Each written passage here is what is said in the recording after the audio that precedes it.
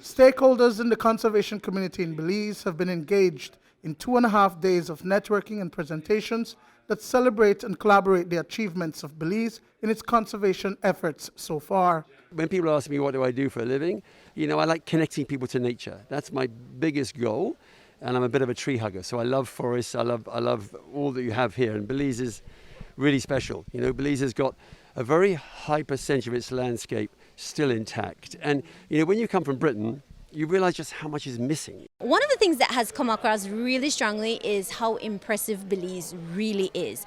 These people have gotten an opportunity to go out to Turnef. Some of them have gone into Chiquibul. Some of them have gone to the new Maya Forest Corridor. And it's really to highlight the work of Belize and Belizean N.G.O.s. Belize has been exemplary in the region. Approximately 64% of Belize remains under forest cover, with 103 maritime and terrestrial protected areas. And the Coppola family hideaways, Blancaneaux Lodge, nested in the highly vegetated mountain pine ridge out west, was the ideal location chosen for this conservation symposium. The Coppola resorts, and especially Blancaneaux Lodge here, is off the grid, runs on a hydro system, has its own organic garden. So it was just a perfect spot to conceptualize this first symposium. It was time for all the N.G.O.s to kind of stick their heads together and sit around the table to compare efforts and see what we can combine. So this idea was born about a year ago in between Tent and myself here. Paul Lister is a very good friend, and here we are, it's happening.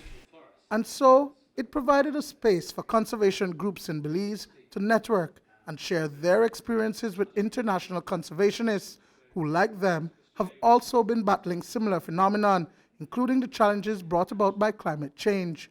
The presentation was outlining how they manage the forest fires, which, we are standing here in the mountain pine ridge, and so that is one of the things that the forestry department has been basically conducting also for many years. But there are other areas, such as in the Chiquibul, where fires did not really used to occur at that intensity, which really marks in terms of the climate change, So we basically have seen now that that is another threat, and thus now we have to put interventions to address that.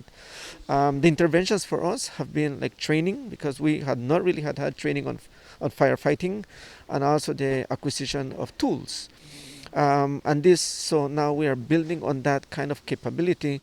We're going to be talking about stony coral tissue loss disease and the fact that this disease is really affecting our reefs, and that we are trying to be proactive, but it's caused by shipping vessels, ballast water, sediments, stuff that we can't control. What's in the ocean is in the ocean, but we are being proactive in Belize, and Belizean marine sites take a lot of effort, a lot of money to maintain it. We manage the more iconic Blue Hole and Half Moon Key, but it's a dive site, truthfully, and snorkeling, and those things have to be monitored.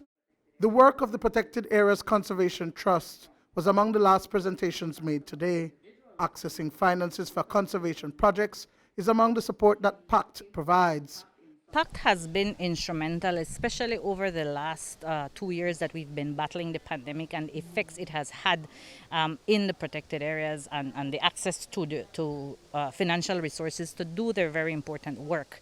PAC itself has been, over the years, identifying those broader strategic opportunities that we have to help mobilize resources for protected areas work in Belize. And that is why we have expanded and evolved from just a trust fund that's generating its own revenue and investing that back into the protected area system.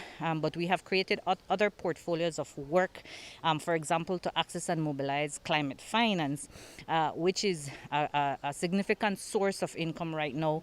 And climate is intricately linked with natural resource management and protected areas. And so that is a huge opportunity that we have been tapping into. While it was hosted by international partners, the Belizean stakeholders are motivated to make this event an annual national symposium.